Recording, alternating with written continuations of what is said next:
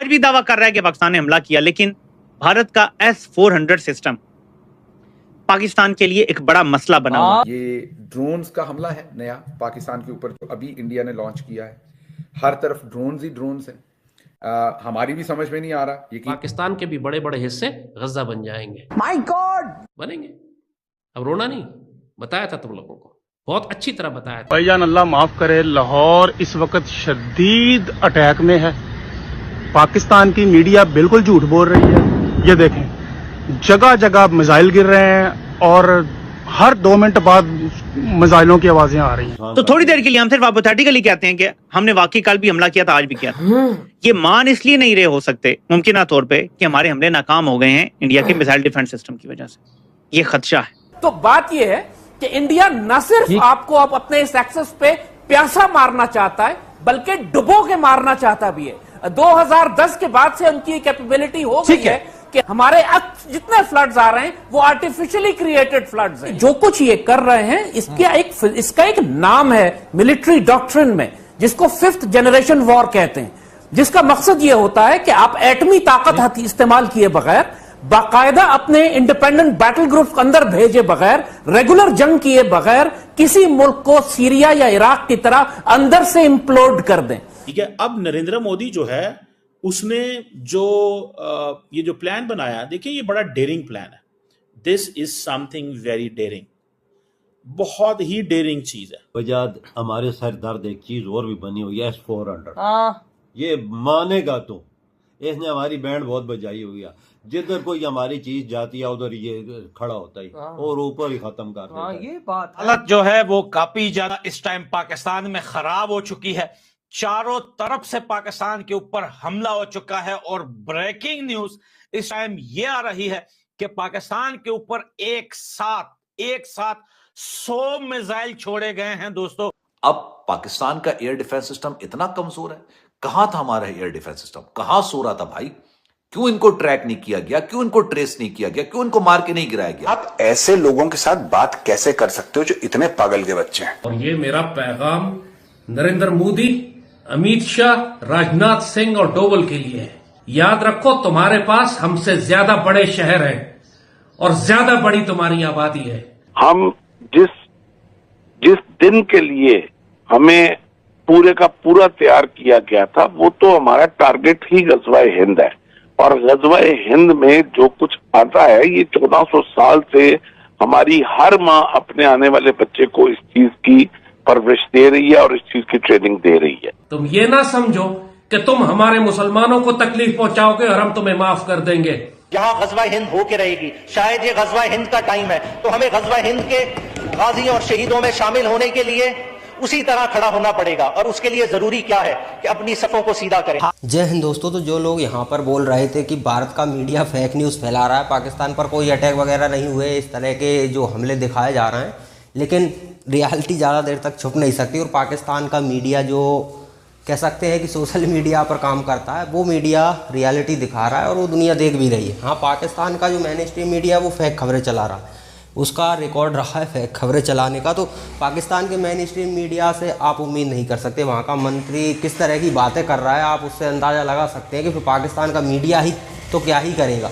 एक जिम्मेदार पद पर बैठकर एक व्यक्ति इस तरह की जोकरों जैसी बातें कर सकता है, तो आप उस देश की मीडिया से क्या उम्मीद कर सकते हो। लेकिन सोशल मीडिया का ज़माना है, सोशल मीडिया पर रियलिटी आ जाती है और रियलिटी में दिखाई दे रहा है कि पाकिस्तान की हमने वाकई में काफ़ी बैंड बजा दी है। और पाकिस्तान इस हालात में आ गया है कि वो अपनी आवाम को ना दिखा सकता है कि ये दुनिया की सबसे पावरफुल आर्मी है, और ना ही अब पीछे हट सकता है। अपने परिवार के लोगों को तो ये लोग शिफ्ट कर चुके हैं और ये आड़ ले रहे हैं। अभी देखिए कि पैसेंजर प्लेन उड़ाकर उस आड़ के ज़रिए ये लोग हम पर हमले कर रहे हैं। इस तरह की मानसिकता वाला देश है ये। मतलब साम दाम दंड भेंट जो इनसे बन सकता है वो कर रहे हैं। हालांकि भारत की आर्मी बहुत सतर्कता बरत रही, क्योंकि ये लोग चाहते हैं कि कोई जो विमान है, जो पब्लिक विमान है, उस पर इंडियन आर्मी हमला करे ताकि ये लोग नैरेटिव बना सके। तो ये बहुत खतरनाक मानसिकता वाले लोग हैं।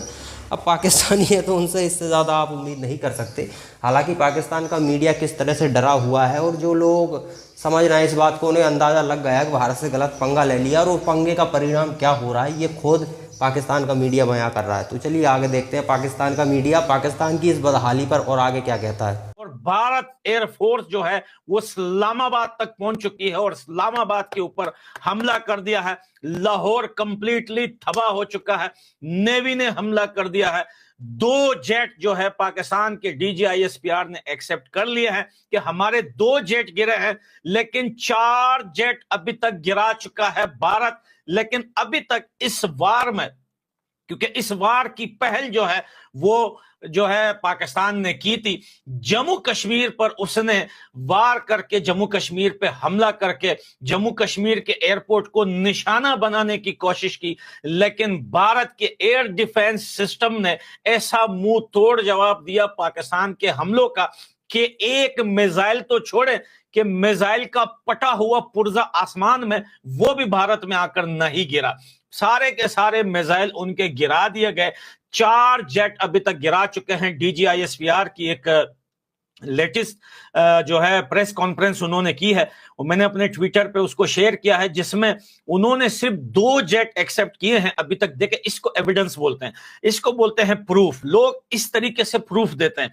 अभी तक आपने सिर्फ जो है भारत की मीडिया पर यह सुना है कि पाकिस्तान के जेट्स गिरा दिए गए हैं, लेकिन कोई फुटेज सामने नहीं आई, क्योंकि अंधेरा है, रात का टाइम है, सिर्फ शोले उबल रहे हैं पाकिस्तान के अंदर, हर तरफ आग लगी हुई है। लेकिन इसी टाइम ही पाकिस्तान के DGISPR ने एक्सेप्ट करते हुए यह कहा कि ये जो 2 जेट हमारे गिरे हैं ये हमें नुकसान नहीं बल्कि ये हमें जज्बा मिला है। आप सोचिए, 2 इन्होंने एक्सेप्ट की है, लेकिन भारत की मीडिया ने और भारत की आर्मी ने इस टाइम तक 4 जेट पाकिस्तान की गिराई है। और इस्लामाबाद पे अटैक हुआ है, इस्लामाबाद कैपिटल ऑफ पाकिस्तान, पाकिस्तान के दिल पे हमला हुआ है, पाकिस्तान के दिल को पकड़ के खींच दिया गया है उसके सीने से। और ये भी बताते चलें कि अभी जस्ट जब मैं ये लाइव स्ट्रीम स्टार्ट कर रहा था, 100 मिसाइलों से एक साथ हमला हुआ है। 200 मिसाइल। देखें, हमने और आपने कई बार सुना है कि किसी देशों में जब 100 से या 50 या 80 या 90 मिसाइल छोड़े जाते हैं, उन देशों में जो है वो एयर डिफेंस सिस्टम होते हैं तो वो रोक लेते हैं, 50-60 मिसाइल को रोक लेते हैं, 30-40 जाके पड़ जाते हैं। क्योंकि पाकिस्तान के अंदर एयर डिफेंस सिस्टम है ही नहीं, क्योंकि पाकिस्तान का जो एयर डिफेंस सिस्टम वो दुनिया को दिखा रहे थे वो शायद कुछ और था। शायद वो पानी की टैंकियां थी जो खड़ी हुई थी, सिर्फ कलर उनको जो है वो आर्मी वाला कलर दे दिया था। एक भी मिसाइल जब पाकिस्तान नहीं रोक पाएगा इन 100 मिसाइल में से, आप सोचिए ये 100 मिसाइल अगर पाकिस्तान के किसी वीराने में भी पड़ेंगे तो कितनी तबाही मचेगी। तबाही तो कल सुबह दिखेगी। आज की रात जो है वो बिल्कुल सोने की नहीं है, लेकिन अल्हम्दुलिल्लाह भाई, दुआ है अभी तक जो है इंडियन आर्मी को, इंडियन एयरफोर्स को अभी तक कोई भी नुकसान नहीं हुआ है, किसी सिंगल बंदे को अभी तक कोई नुकसान नहीं हुआ है। लेकिन पाकिस्तान के अंदर हर तरफ आग लग चुकी है।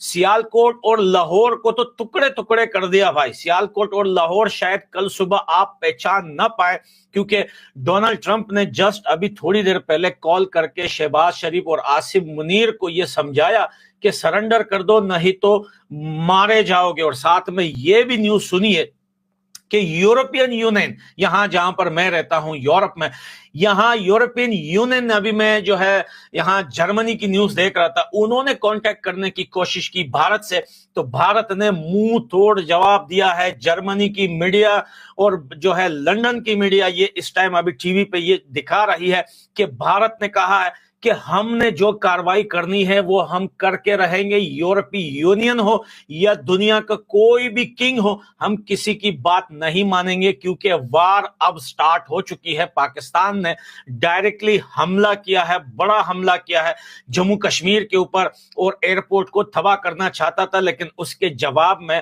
अब पाकिस्तान बचेगा नहीं।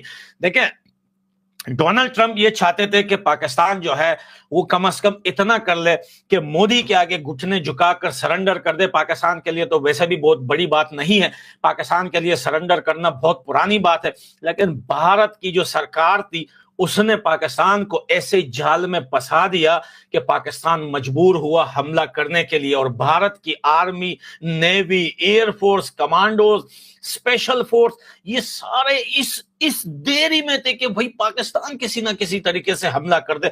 जो गलती पाकिस्तान कर बैठा, अब पाकिस्तान सुबह तक बचेगा नहीं।